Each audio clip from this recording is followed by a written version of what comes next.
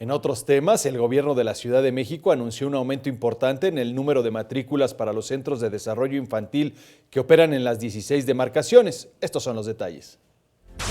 A partir del 1 de enero, los padres de familia que tengan a sus hijos en algún centro de desarrollo infantil, CENDI, o un centro asistencial de desarrollo infantil, CADI, no pagarán cuota alguna aunado a la ampliación de la matrícula, señaló la jefa de gobierno Claudia Sheinbaum en conferencia de prensa. Este aumento significa que se pasará de una atención para 1,500 niños y niñas a 4,500.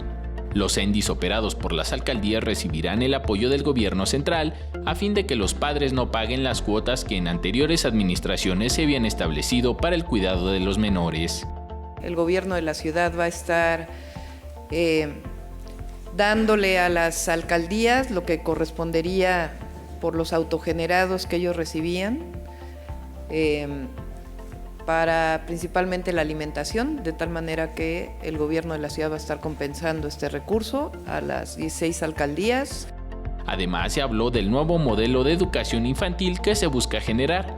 Se amplía en los centros de educación inicial la matrícula en un 200% en todos los centros de educación pública que tiene la Ciudad de México.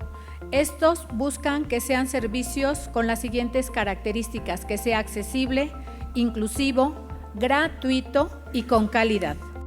El gobierno de la Ciudad de México aportará alrededor de 77 millones de pesos para los CENDI y 2,600,000 pesos para los CADI. Actualmente en la capital del país se cuenta con 211 CENDI y 35 CADI, lo que representa una matrícula total de 15,694 niñas y niños. Con imágenes de Javier Cordero, Enrique Muñiz, 21 Noticias.